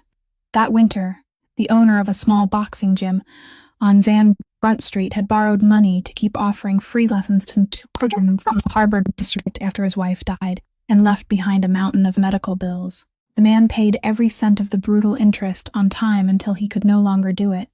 He refused to sell the gym to settle the debt. He also refused an offer to let the gym serve as a transfer point for contraband. In front of two collectors, he said that place belonged to the children. 3 weeks later, during the very week the insurance policy expired, something only a creditor with access to the debtor's financial records could have known, the gym burned in the night. It had been meant as a warning, calculated to destroy property rather than take a life, but no one had anticipated that the coach would run back into the flames because he believed a child was still inside. And the advisor, the dying old man had confirmed without bargaining for anything, was the same silver-haired man with gold-rimmed glasses whom he later saw in newspapers standing beside the Falcone family, Aldo Ricci, whose present gambling debt was only the latest chapter in the same addiction that had begun in underground casinos all those years ago. Dario Falcone sat before the two documents for a very long time, and what rose inside him wasn't the familiar blaze of fury. It was cold and still as the bottom of the bay in winter. The same man, the same hand that had poured wine, had burned the only teacher Dario had ever known, had driven a 17-year-old girl and an infant boy into 2 separate lives of abandonment, then 10 years later had chosen the dead man's own daughter as the sacrifice for his crimes. Fate wasn't that cruel.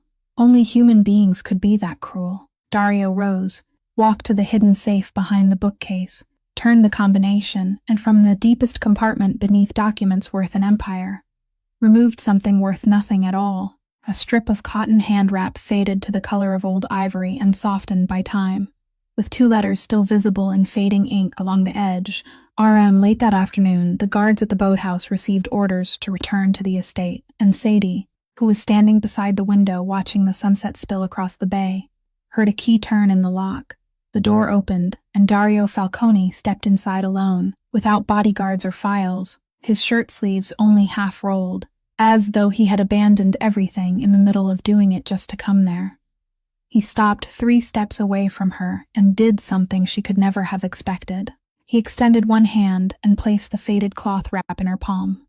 While she was still looking down at the unfamiliar object, he spoke in a voice deeper and slower than usual, as though every word had traveled across 25 years before reaching his lips. Turn over the left edge. She did, and saw the 2 faded letters, RM.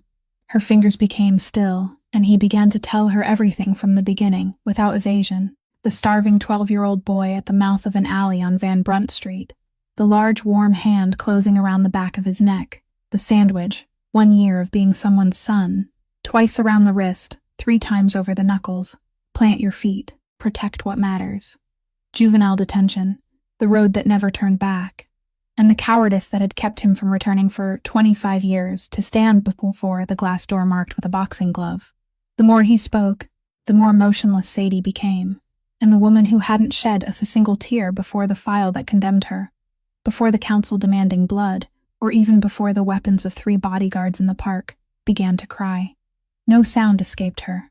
Tears simply poured down her cheeks as both hands pressed the old cloth wrap against her chest, because she had just understood that the punch her father taught her, and the punch he had taught the boy from Red Hook were the same punch, that on the fateful morning in Harborview Park.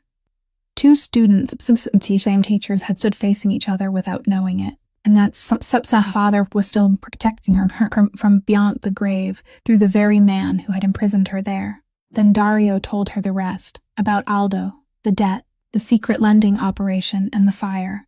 She listened with shoulders growing straighter by the moment in the manner of someone carrying a truth too heavy to set down. At last, the man who had never bowed his head to anyone in the world stood before his maid, and said the words no one in the East Coast underworld would ever have believed. I tested your loyalty when I should have tested the loyalty of my own house. I was wrong. The woman who cleaned my home turned out to be the only person in it who was clean. She looked at him through her tears. She didn't offer forgiveness, and she didn't speak of blame. She only gave a small nod. The 3 steps between them remained exactly 3 steps, but both of them knew it was no longer the same distance. Meanwhile, more than 10 miles away in his private home in Bensonhurst, Aldo Ricci lowered the telephone receiver after a brief call from the last informant he still had inside the estate. A man who had just reported that the boathouse guards had all been recalled, and that the boss had gone there alone. The old advisor sat in the darkness of his living room for a long time, removed his gold-rimmed glasses and polished them, put them back on, then opened the desk drawer where a notebook lay with its final pages still blank, because an old fox could smell the noose before he saw the rope, and a man who had sold everything to stay alive always kept exactly one final move for himself. Over the next 2 days, the Falcone Empire moved in absolute silence like a great betrayed weast self inward before it struck. Dario didn't order Aldo's immediate arrest, because a man who had spent 20 years slipping through every crack would already have an escape route, and in turn he prepared for a hasty seizure. Dario wanted every door closed first. The accounts, the documents, the remaining operatives. But the old fox caught the scent 1 step sooner. On Tuesday morning, Pierce's men reported that the Bensonhurst house had been empty since the previous night. The safe stood wide open, and the fireplace was filled with the ashes of burned papers. Aldo Ricci was disposing of the final traces and vanishing from every board, but Walt Dempsey, who understood gamblers better than anyone, said aloud what both men were already thinking. He hasn't run yet, kid. A man like him doesn't run while there's still a living witness who can connect him to the Van Brunt Street fire. And the most dangerous witness now isn't the dying old man in the nursing home, because we have people guarding him. The most dangerous witness is the daughter who carries the Monroe name. The desperate man's final move came at 4:40 on Wednesday morning in the form of a message delivered to the new telephone the estate had issued to Sadie. The sender's name appeared as Dana Whitmore, accompanied by the familiar Roswell number. Miss Monroe Finn had an incident at Harborview Park during the early outdoor session. He's panicking and no one can calm him down. Can you come immediately? It must be made clear before the listener's heart has time to fall that the message was false from its first word to its last, sent through a number-spoofing device purchased with Aldo Ricci's money. The real Finn Monroe was, at that very moment, sleeping soundly in his second-floor bedroom at Roswell, 4 miles from the park, completely safe, and he would remain completely safe throughout that entire morning. He would wake at 7 o'clock, eat pancakes for breakfast, and attend sign language class as he did every Wednesday. Not one unfamiliar person would ever come near him, because even a man as depraved as Aldo understood that laying a hand on a child would be the same as signing his own death sentence with every family between New York and Chicago. He didn't need the child. He needed only the child's name, the one piece of bait in the world guaranteed to draw the sister beyond the Falcone family's protection and into an empty park alone before sunrise. It worked like a curse. Sadie jolted awake and read the message 3 times, then immediately called the Roswell office. The telephone rang endlessly without an answer. It was 4 o'clock in the morning, 3.5 hours before business hours, and no one was there to pick up. She called Dario, but his telephone was outside the service area, because that very night, he and Walt were in the basement of a building in Manhattan, with the legal team and 2 tracking specialists, narrowing down to places where Aldo might be hiding. Their telephones had been placed in signal isolation mode according to security protocol. Sadie stood in the middle of the small room with her heart beating against her ribs and made the only calculation a sister knew how to make. If this message was true and she waited, Finn would be panicking alone in the darkness with no one able to understand a single sign he made. If the message was false, she would lose nothing but a trip. That calculation had only one answer. She sent Walt a single line. Something happened to Finn at Harborview. I'm going there now. Then she pulled on her coat, took the keys to the small car the estate had provided for transporting Nana, and drove through the darkness toward Queens, never knowing that she was following every line drawn across the board by the man who had already destroyed her family twice. But there were two things Aldo Ritchie hadn't calculated. The first was in the Manhattan basement, where, at 4:50, when the search session ended, Walt turned his telephone back on and Sadie's message appeared on the screen. The old man read it twice, turned pale, and called Dario, because both of them immediately recognized the familiar scent of a trap, baited with the one thing its victim could never refuse. Dario seized the radio and ordered the estate security center to access the public camera network surrounding Harborview, a system Pierce's team had quietly connected to during the days when they were still watching Sadie. Put the entire park on every screen. Find her. Find every unfamiliar vehicle within half a mile. Then he and Walt threw themselves into the car and tore through the night toward Queens, with a bridge and barely 20 minutes of furious driving standing between them and that woman. The second thing Aldo hadn't calculated was much smaller and far more private.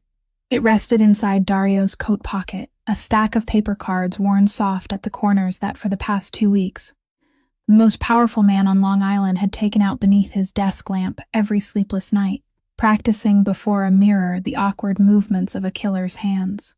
The top card showed one hand resting over the chest while another curved protectively above it, with a note written in his own hand beneath the drawing. Protect. He had decided that someday soon, he would stand before the boy beneath the oak tree and use his own hands to speak his first complete sentence to him. He had never imagined that the signs he had clumsily practiced in the darkness would soon become the only threat connecting him to the life of another human being. On a security screen, inside a darkened park, where Sadie Monroe's small car had just turned into the deserted parking lot without a pale blue van anywhere in sight, at 5:15 on that morning, the Harborview Park parking lot was so empty that the sound of Sadie closing her car door carried across it like a starting gun, and she stood motionless beside the little vehicle for 3 seconds, allowing the instincts of someone raised along the waterfront to read the entire side before her legs could begin to run. There was no pale blue Roswell van, no flashlight belonging to a staff member, no sound of children, no Finn, only low mist creeping across the basketball court and the dry whisper of the old oak leaves in the darkness. In her mind, every piece fell into place at once with a silent crash. The message at 4 o'clock in the morning. The telephone number no one was there to answer. Her brother mentioned by name, so she couldn't possibly wait. She had driven for 40 minutes only to step directly into the center of a trap. As though to confirm it, 3 figures separated themselves from the shadows of the trees near the entrance and closed off her path back to the parking lot.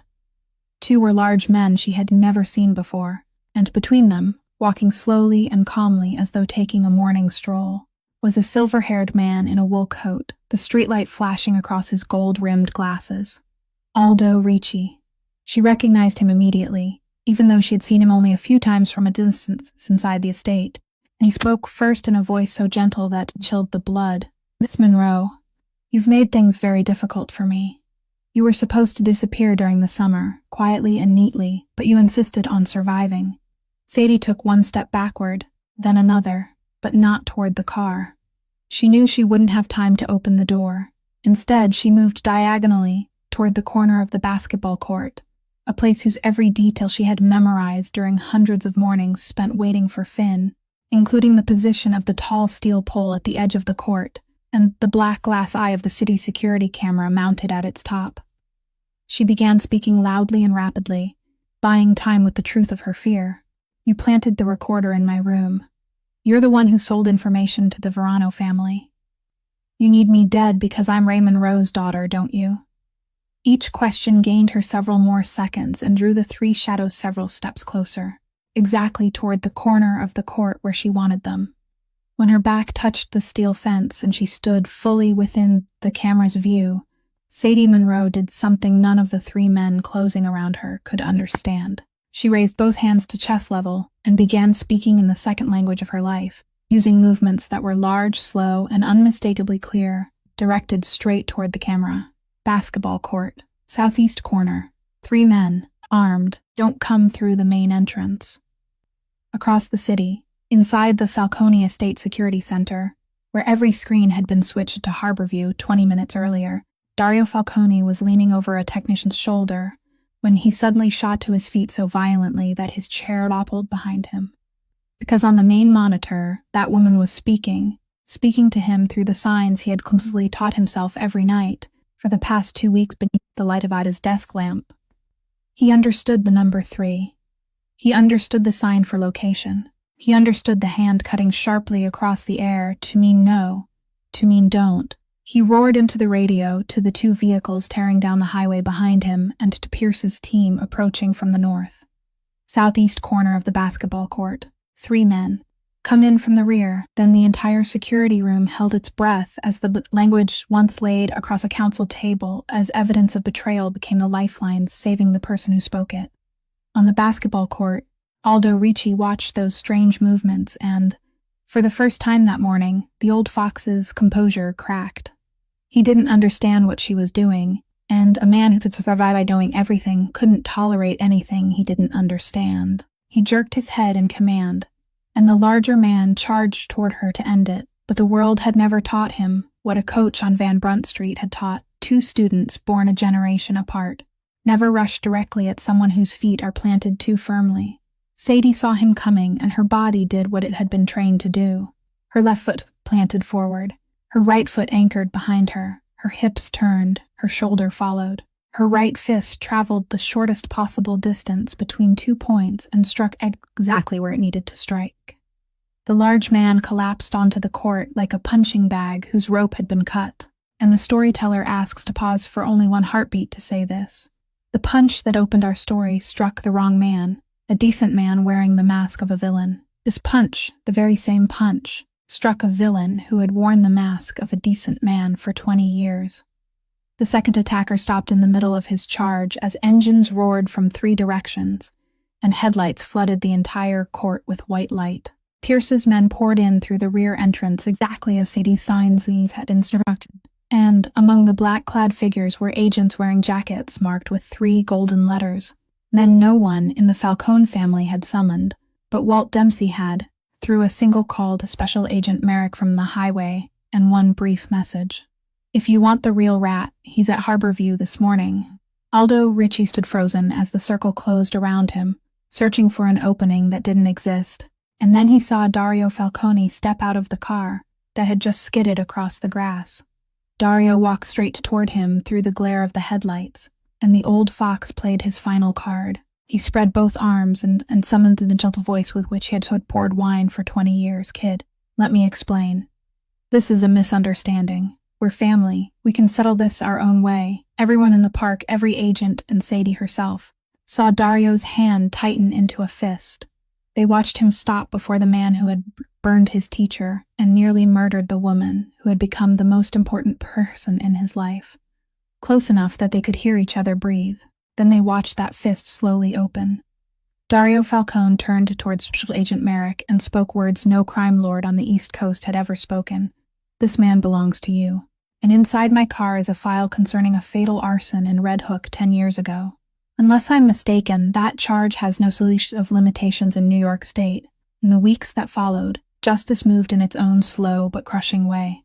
Aldo Ricci was held without bail after the grand jury heard the recorded testimony of the dying old man in the Nassau County nursing home, and the charges piled upon one another like slabs of stone: first-degree arson, manslaughter, usury, fraud, and obstruction of justice. Every thread the prosecutors pulled from the rotten tangle of the old advisor's life led to another thread stretching south of the harbor, where the Verano family suddenly found itself dragged into the middle of a federal investigation under the Racketeer-Influenced and Corrupt Organizations Act, an investigation they had helped finance and ignite.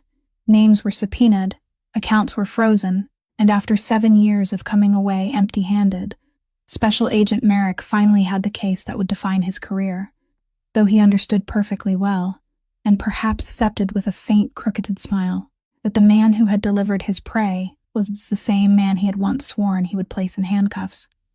Inside the Falcone estate, however, no internal sentence was announced and no one vanished in the night. Only the chair to the right of the head of the conference table was quietly removed, while another story began spreading through every level of the empire, trickling from the bodyguards to the drivers and eventually reaching the docks. They said that one Saturday morning beneath the oak tree Oakshire in Harborview Park, when the pale blue Roswell van released the children onto the grass, the most powerful man on Long Island was already waiting there. In front of the boy's sister, the crime lord lowered himself onto one knee in the wet grass until he was level with an 11-year-old child who couldn't hear, and with the same hands that had signed orders powerful enough to make the entire East Coast tremble. He slowly and awkwardly attempted the first complete sign of his life, getting it wrong more than once, one fist circling before his chest said, "Sorry." The boy studied those large, clumsy hands for a long moment, then instead of nodding, he reached up and corrected the angle of the movement, solemn and serious like a little teacher. The hardest men in the family would later recount how, in that moment, two students of Van Brunt Street born a generation apart began laughing at the same time, and none of them dared add another word. The guardianship hearing was reopened on a Thursday morning near the end of October, and this time Sadie Monroe didn't enter the county family courthouse alone. Walking beside her was Rachel Voss, the Falcone family attorney, a blonde woman with a mind as sharp as a razor who had volunteered to take the case without payment after hearing the entire story. The file she placed before the judge was 3 times thicker than the old one. It contained verification of stable employment under a new title, home care manager for the Falcone family, with a salary fully reported for tax purposes, and a notarized legal lease for a 2-bedroom guest house at the southeastern corner of the estate, separate from the main residence, with its own entrance and a school for deaf children only a 20-minute drive away. The rent was symbolic, but every comma complied with the law. There was also a letter from Dana Whitmore describing 4 years of envelopes without a Simpson month, and Tuesday and Saturday mornings without a Simpsons, except for one occasion, caused by circumstances entirely beyond Sadie's control. After 40 minutes, the judge removed his glasses, looked at him sitting straight-backed at the petitioner's table, and signed. The legal guardianship of the minor Finn Monroe was granted to his biological sister Sadie Monroe, effective immediately. On their first night in the guest house, after 4 years, the Monroe siblings slept beneath the same roof. All of Finn's belongings fit into fewer than 2 cardboard boxes. His new bed still carried the scent of fresh wood, and Sadie sat on its edge, watching her brother settle beneath the covers after brushing his teeth. The nightlight cast a soft golden circle across the wall, where he had already hung the drawing of the mansion with iron gates and one window colored in deep yellow. Before she reached to turn off the light, Finn sat up and called her attention with a small wave. His little hands moved slowly through the glow. First, he pointed to the old sign, loosely closed hand circling forward, soon. Then he shook his head, raised the sign with a sharp sweep of one hand, and made a new one, both palms facing downward and lowering firmly before his chest now. Not soon anymore now. Sadie Monroe, the woman who had remained standing before 3 guns and a counsel demanding blood, lowered her head onto the edge of her brother's blanket and wept like a child, while Finn's small hand gently stroked her hair, patiently, as though that night he were the grown one. Between the 2 adults in this story, no declaration of love was spoken during those weeks. Trust was something they rebuilt one brick at a time, slowly and carefully, the way people build upon ground that has already collapsed once. There were only the breakfasts in the East Wing, now shared 4 people, filled with the soundless laughter of a boy who delighted Nana Bianca so deeply that she sometimes forgot her dark afternoons altogether. And one late evening on the porch of the guest house, after Finn had fallen asleep and the conversations between Sadie and Dario had gradually emptied itself into silence, Dario placed his hand over hers on the railing. He didn't tighten his fingers. He merely rested his hand there, as though asking a question that didn't require an immediate answer. Sadie didn't pull away, that was all. But for 2 people who had lost nearly everything to this world, that alone was a promise greater than any words could have made. Behind them, beyond the darkened rose garden, the windows of the mansion still glowed with light, waiting for a November morning drawing very near, the morning of a journey back to Red Hook. 6 months later, on an April morning when Red Hook was still damp with sea mist, the glass door bearing the image of a small boxing glove opened for the third time in 11 years. Monroe's gym had come back to life on the same ground where it once stood, rebuilt with money from the Falcone family's lawful community fund, every expense transparent down to the final receipt. And from its very first day, the sign outside announced something that set the entire waterfront neighborhood talking. Completely free boxing instruction for children with disabilities and children in the state foster care system, led by 2 certified coaches, one of whom was fluent in American Sign Language. On the red brick wall inside, where the morning sunlight fell upon the exact place the old heavy bag had once hung, a small bronze plaque bore a simple inscription. This gym belongs to Ray Monroe and to everyone he ever taught. That morning was also the morning of Finn Monroe's first exhibition match. An amateur youth sparring contest conducted according to every proper standard, with a referee, protective headgear, heavily padded gloves, and 2 short rounds. Inside the small changing room, scented with fresh paint, the boy sat on a wooden bench with his shoulders trembling slightly from nervousness and held out both hands. But the person kneeling before him with the roll of white cloth that morning wasn't his sister. Dario Falcone folded back the sleeves of his shirt, took those small hands into his own, and began wrapping them according to the only Mujulku he knew, more deeply than any contract, twice around the wrist, 3 times crossing over the knuckles, then gently tightened through every space between the fingers.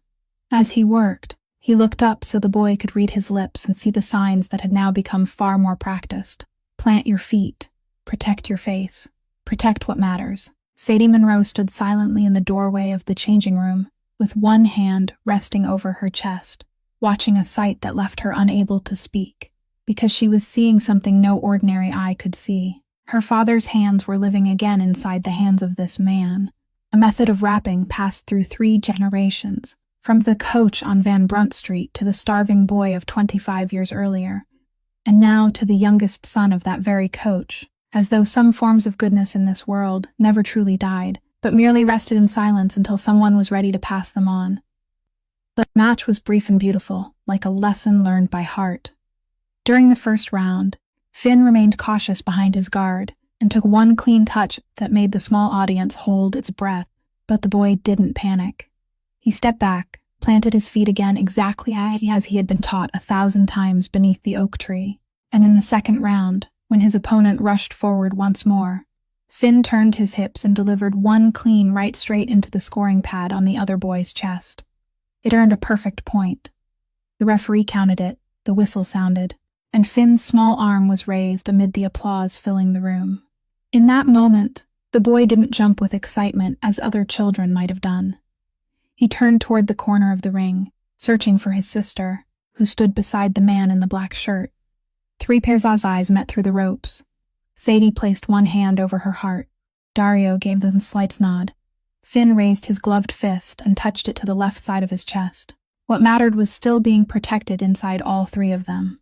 That afternoon, after every guest had gone home, Sadie walked around to the small yard behind the gym, where her mother had once planted a lilac bush beside the fence. The plant had survived the fire because it stood just far enough from the flames. It had survived 11 years of abandonment without anyone to water it, and Sadie stopped in the middle of the path, because that year, earlier than any spring she could remember, the entire bush had burst into deep purple bloom beneath the Red Hook sky, its gentle fragrance drifting through the sea air as though someone very far away had just nodded in quiet approval. And the storyteller would like to close this story with the very thing that opened it. People once asked Sadie Monroe what frightened her most: 3 guns, a council demanding blood, or a crime lord whose face no one had ever seen. She answered that the most frightening thing was a world that watched her brother wave his hands in the rain while no one cared enough to understand him. Fortunately, that world will sometimes, when we are patient enough and kind enough, lower itself onto one knee before a child and learn a new language. This story reminds us never to judge a person by the uniform they wear or the amount of money in their pocket. The person cleaning your home may carry a dignity greater than your entire fortune. Prejudice is the most unjust sentence of all, because it condemns people before it listens to them, and respect for human beings, whether they are poor, disabled, or invisible in the eyes of society, is the most beautiful language humanity can ever learn. Love is exactly like a properly taught punch. It isn't meant to hurt anyone. It exists only to protect what matters. And what about you? How do you feel about the journey of Sadie, Finn, and Dario? In your own life, who is the person who continues to show up for you even when the whole world turns away? Have you ever given someone a second chance? Please share your thoughts in the comments below. We truly want to hear what lies deep within your heart, because your story can also become a small light that helps illuminate someone else's path. And if today's story touched you, please press like, share this video with someone who has been underestimated or who needs a reason to stand again. And don't forget to subscribe to our channel so you won't miss the moving and meaningful stories we bring to you every day. Finally, we wish everyone listening to this video abundant health and a life filled with happiness, peace, and serenity each day. Goodbye for now, and we look forward to seeing you again in the next video.